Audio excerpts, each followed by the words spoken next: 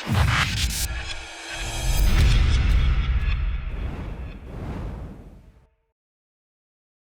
I'm Ashley Kuzikonki, and welcome to Red Hawk Spotlight. This week, we'll be interviewing Luc Excellent, an offensive lineman for Montclair State. Luc, thank you so much for joining us. Thank you, pleasure to be here. So I just have to ask, with a last name like that, what are the kind of standards that you have to live up to? A lot.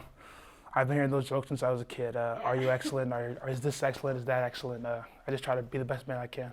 You did start football a little late in your career, junior year of high school, actually.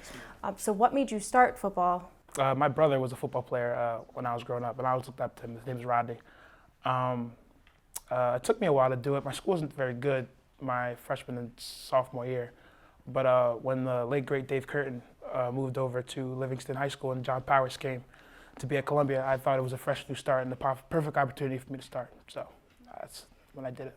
Then you got recruited for Montclair State. In my senior year. Yeah, so what was that like? It was kind of cool, every other week, you get called down from class because, college coaches want to talk to you. You sit in meetings with all your friends, you're missing stuff. They talk about how great the college campuses are. I met Palaz, he's such a cool guy, and I knew where I wanted to be as soon as I met him. Were you being looked at from other coaches as well? Why did you choose Montclair State specifically? Mostly schools in the NJAC, like Keene, William Patterson, Rowan, things like that. When I first got here, it was the campus that got me. It was a rainy day, I'll never forget it. But the campus was really dark and droopy, and even though I was walking around, I still loved it. The energy was great. The guys that took me around, Josh Betts, Brandon Gross, those guys are long gone now, but I'll never forget those guys. They took good care of me, and that's something that you just can't never forget. And you did choose child advocacy for your major. Yeah, tell us a little bit about that. I came in here as a computer science major, and I ran into math. I took a calculus class, and it beat me up pretty good, and I just realized that it's just that's not where I want to be. And I just like working with kids, at summer camps and being around kids at my church or anywhere I go. I just want to be a light for them, lead them somewhere positive. So what are your plans after college? Like, what are your goals? First I want to graduate. That's the main thing right now. And all this crazy things that's been happening these past 2 seasons, things with the NFL and the XFL and things like that. If I can take my football career to the next level, that'd be the biggest thing first and foremost for me. But just to find a job and make my mom and dad happy, that's the next best thing, I guess. That's a really good thing, yeah. And we did, little birdie did tell us that the Giants have actually been looking at you a little bit. What is that energy like? Like, what does that do for you? Oh man, that day it was really cool. Palazzo was texting me, telling me to come to the office now. I thought I was in trouble. I thought I was kicked off the team. I had no idea what was going on, and this guy in a Giants jacket came up to me and asked me a bunch of questions. And even in the middle of the interview, I had no idea what was going on. And ever since then, it's just people. There's this thing about D3. It's like, once you go play D3 football, D3 whatever, your career's over after college, and that kind of lit a fire into me that maybe I could do something special and represent Montclair State somewhere else. And even though you did start football pretty late, was that ever a childhood dream for you? Did you ever imagine yourself ever playing pro sports at all? You watch the football games, you see them do cool things, and you're like, oh man, I want to do that. But it never became something real to me until last year, something that was within reach, and that's something pretty cool. Okay. Luc, we did have Coach G on our last episode, and so let's hear what he has to say. Luc and I have a special relationship. He came out of high school with only 2 years of experience. He didn't play his freshman or his sophomore year. And we watched him on tape, and we saw this 6'3", 225-pound body, but with a great deal of potential. He's increased his strength and power in terms of the weight room. He's got a good work ethic, and he's doing well in school. I mean, those are all the good things that you want from guys. And if they use him as a model, they're going to be okay. Yeah, Coach East is a great guy, man. When you meet him, the first time I talked to him, we talked my ear off. I was in a meeting with him for an hour and a half with my mom, with my dad and my older brother, and every word he said, everything he did, he knew it was genuine. My 4 years here, nobody's perfect, but Coach G, everything he does is for the team, is for you. Everything he does, you can really tell he cares about us, not just the offensive linemen, but everyone. He sticks his neck out for all of us. So and it's just great to play around him. Sorry. And besides Coach G being one of your favorite parts of the football team, what's another like favorite memory or favorite part of the football team? Just the players. We've had our ups and downs, but something that's always been constant is the people here. You make a lot of friends. Friends that I've made here that I played for my freshman year, like Stephen Gaffney, David Fields, Dante Fletcher, all those guys. Played with them since 2016. Those are guys that are gonna if they're not in my wedding, they're gonna be at it. It's just lifetime friends. It's like a family that you developed. Yeah. And do you have a favorite memory that you can recall on? Newport game, that was pretty cool. Christopher Newport, they beat us my freshman year. I didn't play that year, and my sophomore year, where they came here and they kind of beat us around a little bit. And it was their homecoming, and we went down there and we beat them in overtime with a field goal. And just everyone rushing the captain's logo in the middle of their field at their home field. It was just crazy. What a crazy feeling, beating those guys. They're really good. The energy, yeah.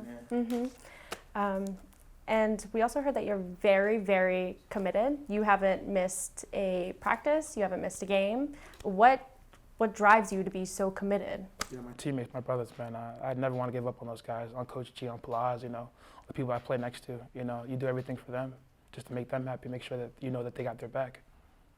And do you have any kind of season goals? Win the NJAC. We're a little bit behind, but I still believe we could do it. So here in the Hall of Fame, we do have Sam Mills displayed on one of the walls. What does Sam Mills mean to you? The king of keep pounding. That's who he is to us. They had the Football Life documentary that we watched last year about him, and just went through all his accolades and everything that he did here. They only had good things to say about him. And you see a guy that wasn't only undersized, but also came from a D3 school. He just gives you motivation how good he could be.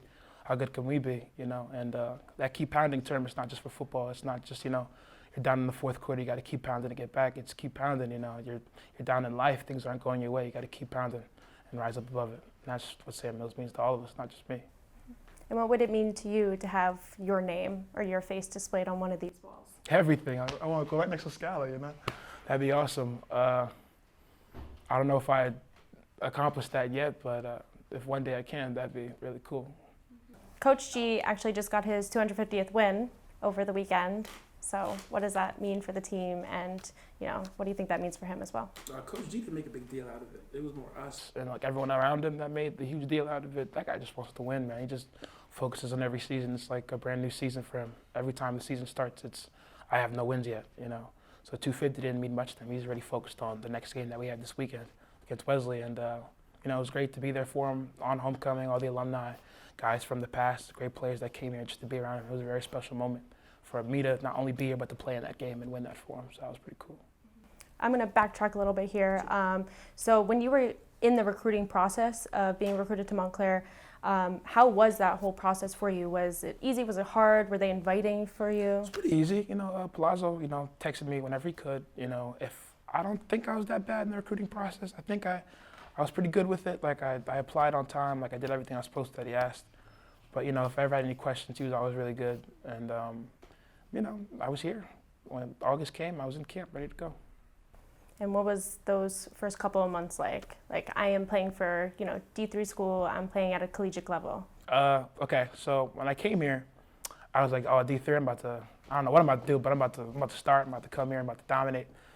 And then I ran into a bunch of guys, the great Joe Filato, Vin Cardasco, Josh Betts, all those guys, super talented dudes that could probably play at any level now.